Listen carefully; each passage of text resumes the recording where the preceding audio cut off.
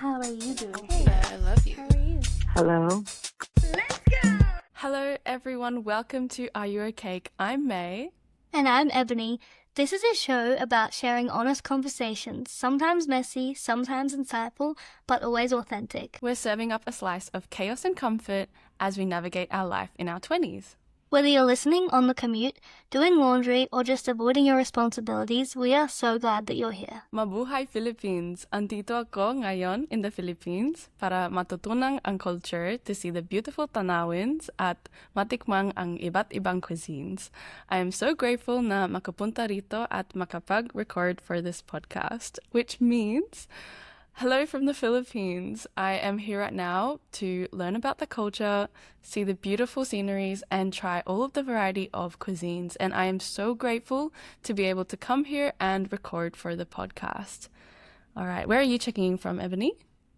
Hello everyone, I am checking in from the lands of the Ngunnawal people, and I'm honoured to pay my respects to the true custodians of Australia and to practice the important art of storytelling to this podcast. So I'm checking in from Canberra, Australia.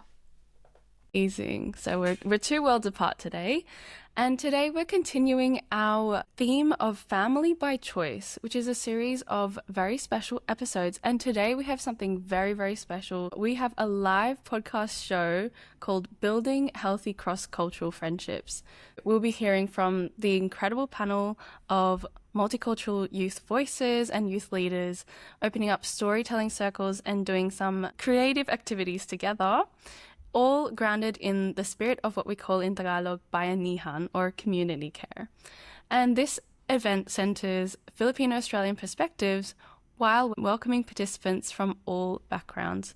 So let's hope to create a space for vulnerability, expression, and cross-cultural connection. Before we dive into our next session, which I'm super excited about, I'm just going to set some shared language. So as we're talking about building healthy cross-cultural friendships, I thought I might just define what cultural background even means. And so as someone who is Japanese Filipino growing up in Australia, I believe that there is so much fluidity in what cultural background even means. And so for today's conversation, your cultural background is honestly whatever you make it, whatever culture that you grew up in or you resonate with, that can be your cultural background, and that's how we're going to define it for today. And building cross-cultural friendships, it is such an important thing, and I think you will find out in this discussion today, but we are bridging through friendships different cultural experiences through language, through worldviews and perspectives, and I am so excited to talk more about this from lived experiences and your story sharing from the guests and the audience. Without further ado, you get to meet the panelists.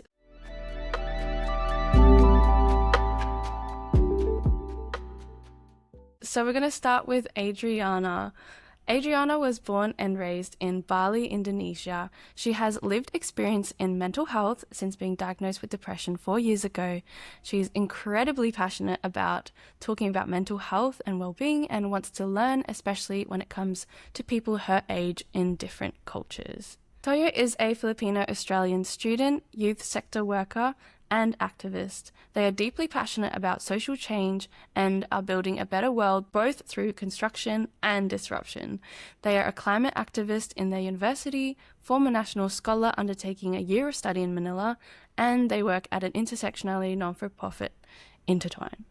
Mark is a proud Filipino born and raised in the Philippines and works with Bantu, where he is passionate about working with young people and sharing capoeira. He also loves traveling around and connecting with different communities through culture and movement. Jaime Benedicto is an educator, contramestre from Capoeira Angola, and social impact creator working to empower some of Manila's most vulnerable children and young people, advocating for personal transformation through play, art, dance, and sport. Welcome everyone to this conversation today. I'm so excited to have you guys on board. All right, let's jump straight into our questioning time. I'm so excited to pick your brains today. So my first question for you guys, the panel, is who taught you how to be a friend? How did your family culture or upbringing shape the way that you do friendships? And I wanted to start with Adriana, if that's okay with you. I know that you mentioned you grew up in Indonesia, and I'm sure you have so much to speak about your culture, but how do you think your culture shaped the way that you show up for your friends? Hello, everyone. I'm Adriana. That's a really meaningful question for me. If I reflect on my childhood, my upbringing wasn't always easy. When I was very young, my parents had to leave very early to go to work to support our family, and I had to stay at home alone until my older siblings came back from school. And also, when everyone was at home, they were often busy with their own responsibilities, so I didn't really grow up learning how to connect with people or build friendship. And then when I start school, I also experienced bullying because my classmates saw me as the poorest student there, and it was a painful experience. But looking back now, those experiences actually shaped the way I approach friendship today. They made me feel very aware of how powerful kindness and empathy can be because I know what it feels like to be left out. And I try my best to make people feel included, feel heard, and feel supported in any way possible. And there's also culturally, I grew up in a place where people don't always openly talk about their feelings or struggles. Because of that, I learned how important it is to create safe space where people feel comfortable being themselves. And then also now I'm still learning, of course. Sometimes I still make mistakes or say things that might hurt other people's unintentionally, but I always try to reflect and remind myself of the kind person I want to be. So, in many ways, my own experience growing up taught me what kind of friend I want to become, someone who listens, who show empathy, and who tries to be there for others when they need it. Thank you. Adriana, that was so special. Thank you so much for being so vulnerable as well. And yeah, I can see how your story and your background has shaped the beautiful person that you are today. I just want to toss the question now to Kuya, Jaime, and Mark, actually, because you guys have a lot of background with Filipino culture, and something that I have noticed being Filipino and also living in Manila at the moment. Filipinos are known for being hospitable and warm with very, very deep community ties. But how do you think that shaped your understanding of friendship? And is there anything else about the culture that also shaped the way that you do friendships? Thanks, first of all, for having me and Mark here. We're so happy to be invited to these events and these sorts of spaces to be with you all. I think that's a great question, actually. In Filipino psychology, there are a lot of concepts, and one of them that I think is very unique from other cultural psychological ideas or philosophical ideas, you could say, would be the idea of kapwa and loob, right? It's very hard to translate. These are words that, in my understanding, do not have counterparts in other languages. But kapwa, I guess a close relative in English would be empathy. It's like your capacity to see yourself and your connectedness to another person, right? And I think like for myself, but more evidently like working in communities, it really like drives that point home. There's almost no distinction sometimes between who your family members are and who your friends are, whose house belongs to whom. Everyone is just in everyone's house. Everyone is always just eating together. And it's really deep for us here in the Philippines. Everybody's problems becomes everybody's problems. And, you know, there are obviously good sides and bad sides to that. It's also different, obviously, across class here in the Philippines. In more upper socioeconomic status, let's say households, it tends to reflect more like you would have it in more developed countries. People are more isolated, insular, kids are at home. You go out to play, certainly, but like it's less common to just walk out and knock on your neighbor's house and say, "Hey, let's go play basketball" or something like that. Whereas in poor communities like where we work, that's really how things go. You go out, you see who's out there. You go to someone's house, you see if they're home. You drag them out of whatever they're doing and into, you know, it's very vibrant, I would say. And you know, for those of you who have like yourselves who have visited the community, I think it's not very hard to see that. Anyway, Mark, why don't you go? You know, in our community, it's really important to have a pakikisama in your heart, you know, because here even if you don't have money, you can have friends in the community. Yeah, like Jaime said, you can eat in your friend's house, you can sleep there, and you can call their mother also your mother. So also capoeira taught me, what being friendship is, because first, the capoeira is a different culture, and, different people also from different countries. Thank you so much for sharing, Mark. I'm going to toss the question now to Toyo. So, Toyo has a very multicultural experience. As we mentioned, they have experience living in the Philippines, but also grew up in Australia. So, very similar to my cultural context. But yeah, I want to pick your brain about how that multicultural background really shaped the way that you navigate friendships. Thank you so much for the question. Also, following on from Ebony, just want to acknowledge that I'm tuning in today from the unceded lands of the Wurundjeri people in what is now known as Eastern Melbourne, or NARM. I think mixed cultural backgrounds and mixed cultural experiences do play a interesting role in kind of someone's ability to form friendships, or someone's familiarity with forming friendships. I spent a lot of time with family. My family is very, very close. My mum is a very, very energetic and communally minded Filipino woman, and that was very, very influential to both me and my sister. But I think that only really was something that I truly understood once I was living in the Philippines. There was a bit of me that was like, oh, this makes sense now. Like the things that I was taught, whether that is fluid definition of family, the close-knit support systems. I remember very, very distinctly when I fell quite sick in Manila. I was having all of these care packages sent to my uni dorm that were filled with so much food that I could not realistically finish. And that kind of support network was something that I had been lacking in my time in Australia. And don't get me wrong, I very much appreciate the way that Australia approaches friendships as well. I've got incredibly close and beautiful friendships that have been formed across cultures and have been formed with a kind of broader Australian cultural context. But I think it can be such a beautiful experience, even when you've got no cultural background in that specific place or specific community, to be able to bring yourself to understand how friendship and how family and the kind of fluid lines between those concepts plays. And that was such an important part of my experience in the Philippines. Amazing. I resonate with everything that you said. As I mentioned, I'm living in Manila as well as an Australian, so took the words straight out of my mouth, honestly, Toyo.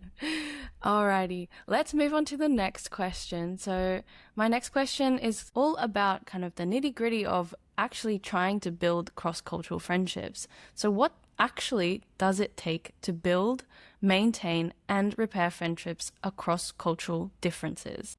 Most of the capoeira taught me about building different culture from other people and other countries, Like I said earlier, capoeira is a different culture, different language, and a lot of people like doing capoeira is from a different country also, like Japan, Korea, Indonesia, so different language. And through movements and music and being kind to people is how we show being friendly, I'll tell you a little bit of story. When I first go to Australia, I don't know how to speak English, and I just doing like nodding and like smiling and then, thumbs up.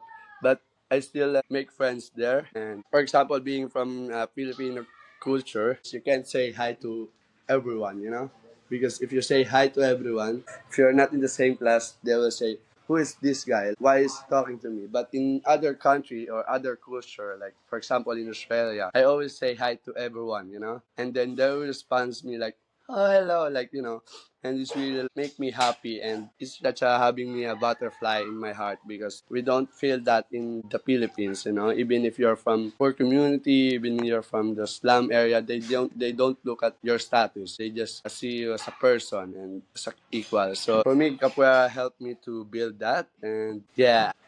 Yeah, maybe I'll just jump in since Mark started. We've been using this expression that I read recently in our activities with our kids that I'll always believe what you do more than what you say. And I think that's kind of what Mark was trying to express as well, which is very true for capoeira because it uses a lot of body movement. Sure, we can all hear the words that people are saying, but what they do speaks much more to how they actually feel and what they believe and where you are in their estimation. And I think Filipinos are very good at expressing through action, even when it's like with foreigners, as Mark was talking about when he went to Australia for the first time. And again, I'm not saying this is definitely something that's all good. I think there's a strong case to be made that there could be a negative side as well. But like, everyone talks about how hospitable we are, and we are. But I would argue that you cannot be hospitable indefinitely, kind of like this infinite range of being hospitable, even when it's costing you something, especially for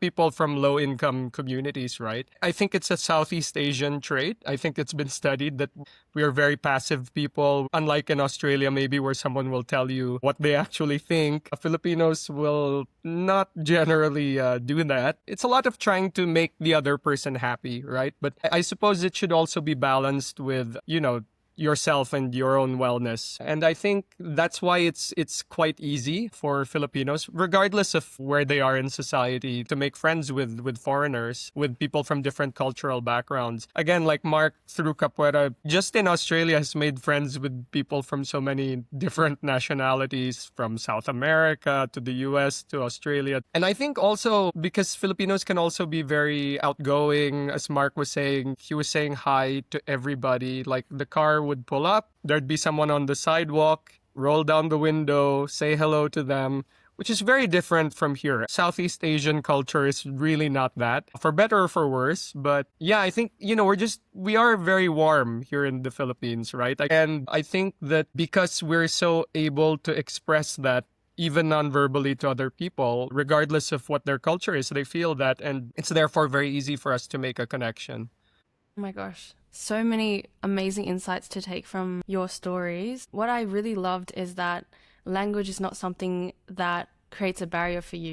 You're finding different ways through art forms, through sports, through capoeira especially, and also being authentically yourself, being curious and showing up through the love languages that you know how to express connection. That has been most important in finding cross-cultural friendships, and that is such an amazing insight, because I think a lot of people find language to be the barrier and find that to be the thing that kind of scares them away from making friends. But as you said, there are so many different ways. You don't have to learn or know the same language to be able to speak to them. And yeah, that is so, so important. So thank you so much, Mark and Jaime. Let's jump to Toyo, go for it. Kind of building on what you said, May, because I'm going to maybe politely disagree in one area, which is that I completely agree and definitely think that, actions are the thing that speaks louder than words. But I think especially for people coming from the West who are traveling, and especially those who are staying longer in countries like Indonesia and countries like the Philippines, whilst language is not a barrier to friendship, not trying, I think sometimes can be. I think if people go there and expect that, I'm not going to try and learn language, I'm just going to see whether English will do. Well, people are, of course, especially in the Philippines, they're so, so friendly. And there is a really, really high English proficiency. But I am just so aware that when I started to learn Tagalog, friendships that I had in the Philippines became so much deeper, even when I was terrible at it. Just by the virtue of, I think, trying, that really helps with building those kind of cross-cultural friendships. That, I think, applies not just in Asia, but also across the world. The action of trying to communicate and trying to learn and being able to catch on to those kind of concepts that don't translate well when trying to bring it back to English. All of that, I think, really deepens cross-cultural friendships and makes them more than just being polite, but shows that you're willing to do the act of trying. And I think that has been very important for me. Yes, absolutely. I really love that you are so good at really trying to integrate yourself into someone else's culture and your own culture. Be open and curious. I think those are values that are so important for cross-cultural friendships. That curiosity that makes you open to new suggestions of how to speak, the new languages, the new cultures, the new foods, things like that. You come to a new culture with an idea of your own, and you have to be open to the fact that those people that you're trying to interact with will have their own idea of culture. And so it's an interactive space where we get to interact cross-culturally, which means we will have differences. And the way to deepen those connections through those differences is to learn from each other. So thank you so much, Toyo. Adriana, would you like to answer the question? I felt so relate with all of the answers because for me, building friendship across cultural differences has actually been a very meaningful experience. In my personal life, many of my friendship with people from different cultures have been quite positive, and I think one reason is that we approach those differences with curiosity rather than judgment. And then also through those friendships, I've realized that people may grow up with different values, communication styles, or perspective, but that doesn't mean that we cannot understand each other. In fact, those differences can help us learn and see the world from a wider perspective. And also, personally, I've learned a lot from my friends who come from different cultural backgrounds. They help me see things from angles that I haven't expected before. And then also what really helped in building and maintaining those friendships is mutual respect. It's about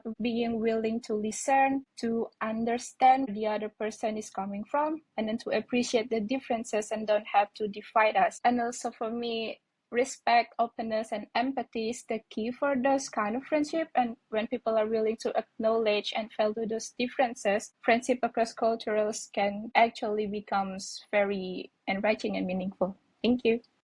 Goodness, spitting words of wisdom. I love it, Adriana. Thank you so much for sharing. And the thing that I really took from what you said was the openness, empathy, and respect. Again, values that are so important, especially in cross-cultural friendships, where you will find differences, as you said.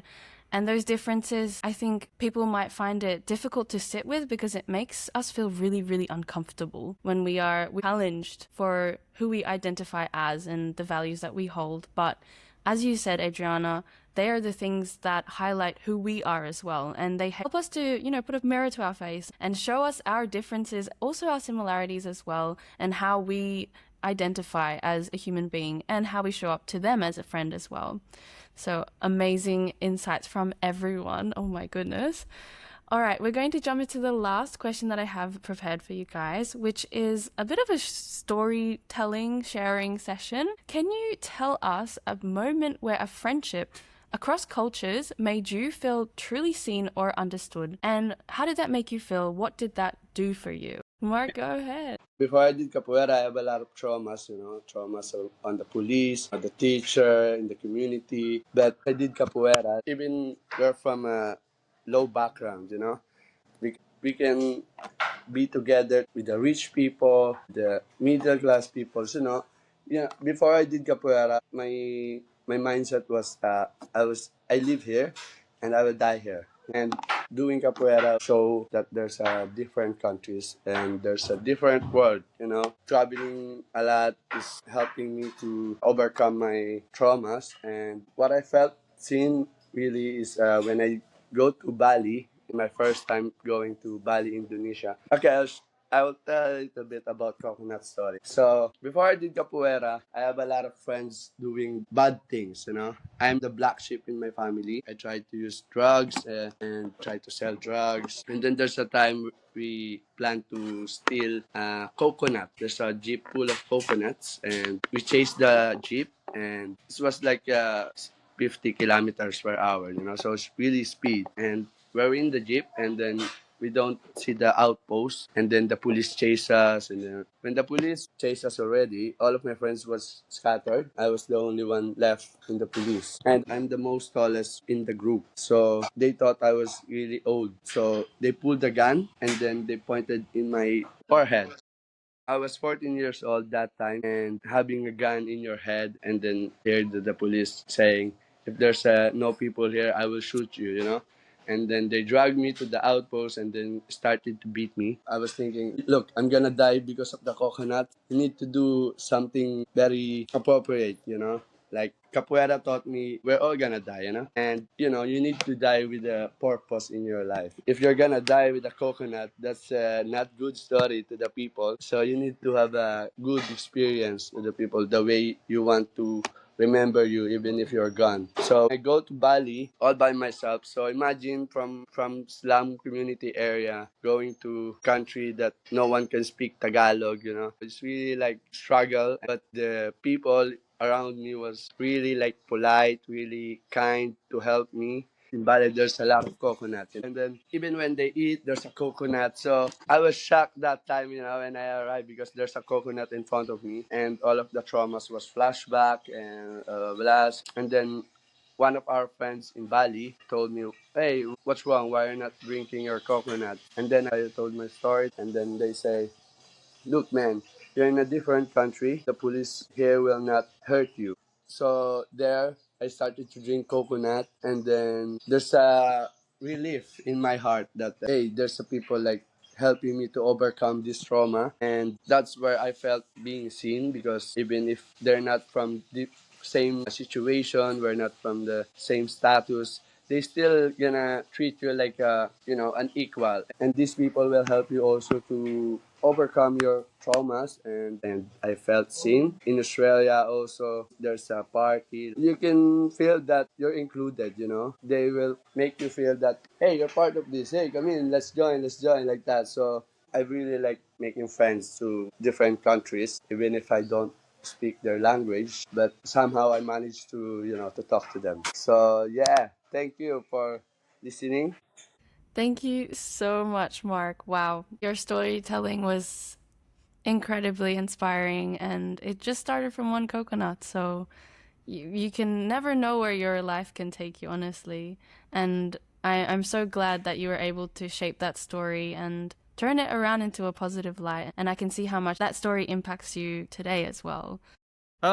Maybe I'll just go because Mark already went. Yeah. I think for people who grew up when I grew up, the Philippines was not as multicultural, I would say, as it is today, right? There were parts of the city of Manila, for example, where you would have a lot of foreigners, but they were there for a particular reason. They were of a particular age group. And so we naturally didn't get in contact with a lot of people from different cultures, except through things like movies, like school. Sometimes you went to an international school or that sort of thing. As the years went by, you had more foreigners coming in and out for business and whatnot, and it really did open my eyes to why it's important to really import different cultures into what would otherwise be this sort of static, homogenous entity, right? It really does broaden people's horizons, and I think Mark more than satisfactorily made evidence of that, right? And so we practice the more Africanized version of capoeira, so it's the more traditional kind, and just to have recognition from people in that community of the work that we're doing, of the value, of the legitimacy, of the authenticity of the work, it's incredibly inspiring. To be fair, there aren't that many groups in this part of the world, but when masters are referring people who are traveling to Southeast Asia, where should I go? And they'll say, oh, go talk to Jaime.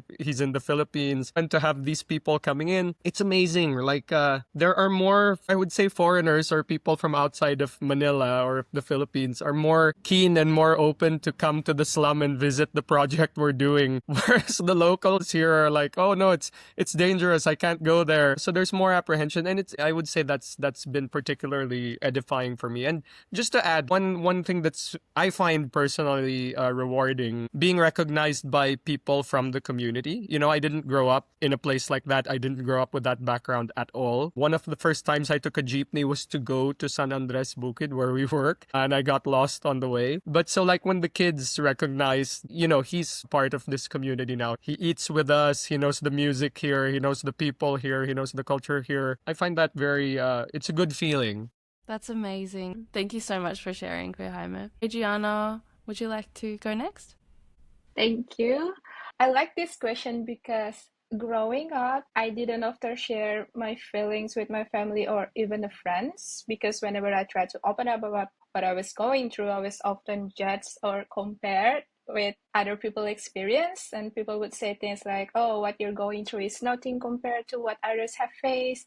And because of that, I slowly learned to keep things to myself, and I held everything inside, which eventually started affecting my daily life. And then, long story short, I work as a nanny for an amazing Filipino-Australian family, and along the way, we built connection. And for the first time, I feel safe enough to talk openly about my feelings and my struggles. And what was different was that she didn't judge me or dismiss what I was feeling. She listens with empathy and understanding. And then also that moment made me realize how powerful it is when someone truly sees you and accepts your experiences. And our background, cultures, and environments were very different. And that also helped me see things from a new perspective.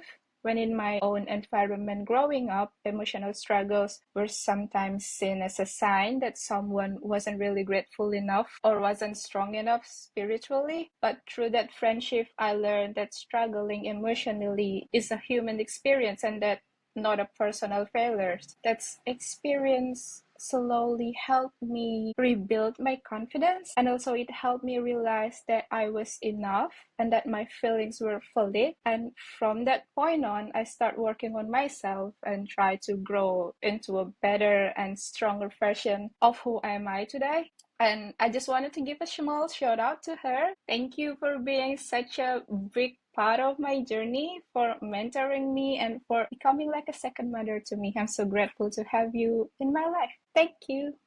Oh my goodness. Thank you so much for sharing, Adriana. I have also been very much uplifted by Erin. She's an amazing woman. Let me jump to Toyo. Do you have a story to share with us?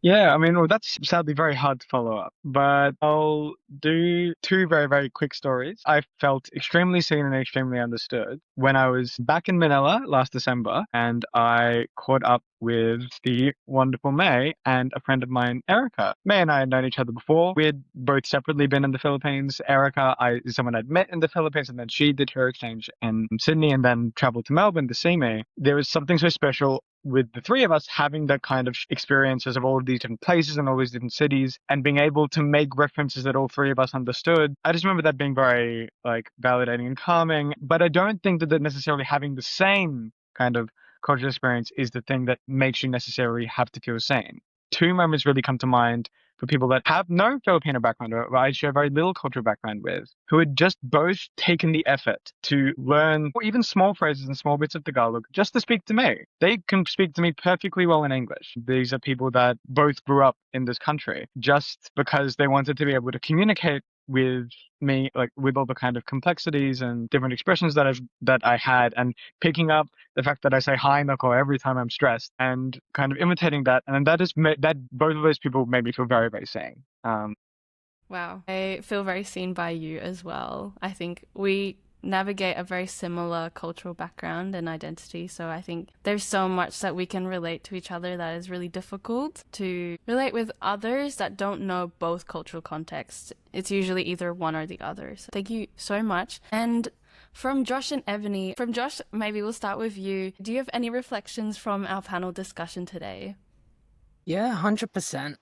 Loved how it was just very authentic and human-centered, especially with the storytelling, those moments of transformation, and how there's this consistent theme of the importance of going out of your way to meet people halfway, those moments where you're out of your comfort zone, and somehow you sort of push through to be able to really build that connection.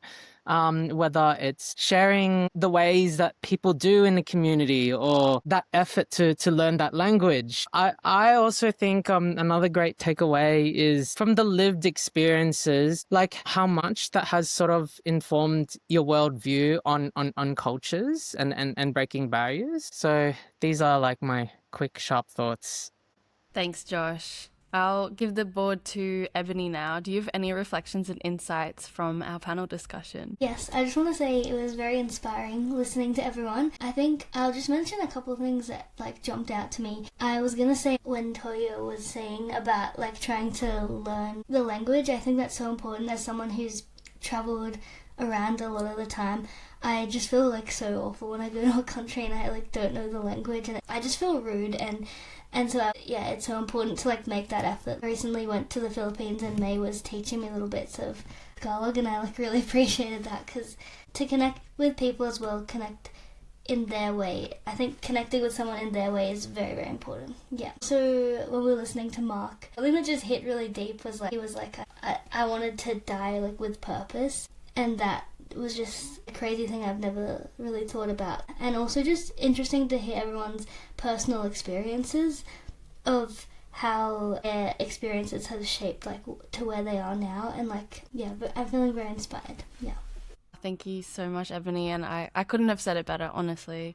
I'm just going to read out the reflections that we're getting in the screen. So something that we have said time and time again, and has Ebony and Toya mentioned, the effort to learn the local language means a lot. As we've said, it really does deepen connection as well, and how deeply you can connect with others. Somebody mentioned they loved Adriana's story, that care goes beyond culture.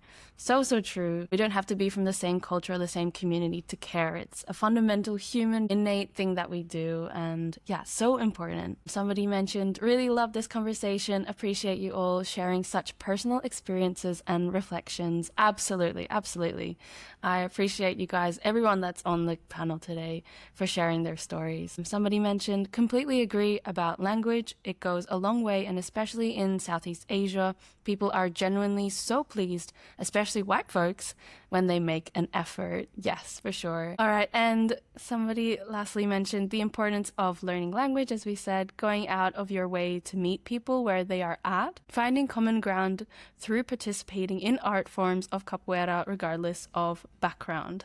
So true. As we said, there's so many different ways that we can connect to each other, even if we don't speak the language, or we are trying to, but there are barriers in place. We can do that through sport. I know in the Philippines, for example, basketball is a really big thing that we use to connect with people from different socioeconomic backgrounds, etc. And capoeira, again, would be such an amazing way to connect cross-culturally, regardless of background or language understanding. So yeah, amazing insights. Thank you so much. We are almost done with our session, actually, which is so sad to say. Hopefully it was a good way to connect, and I learned so much. I appreciate every single one of you's reflections, storytellings, everything. Thank you so much for sharing, and hopefully you can continue to share with your friends and your wider community as well. Just wanted to give a last shout out to all of our socials. We loved connecting with you on the live stream and with our guests. Thank you to our panelists, Adriana, Mark, Kuya Jaime, and Toyo, and also to our lovely co-hosts, Ebony and Josh. Thank you so much for being here, and I am so excited for all of the conversations to come. As I said, this can be the first of many. And yeah, if you'd like to stay connected with us, please follow us on social media. I'll just shout out the Are You OK podcast. We are on Apple Podcasts and on Spotify at the moment. And also we are live on TikTok and Instagram at areyouaCake.pod. Joshua, do you want to shout out NARRA and PAACI? 100%. Also on channels like Instagram, Facebook, and LinkedIn. And if you ever want to have a chat, email us at mabuhay@narracoop.org.au. Thank you. Thank you so much. And that is actually the end of our conversation today. Maraming salamat. Thank you so much again for being here. Thank you. Thank you so much.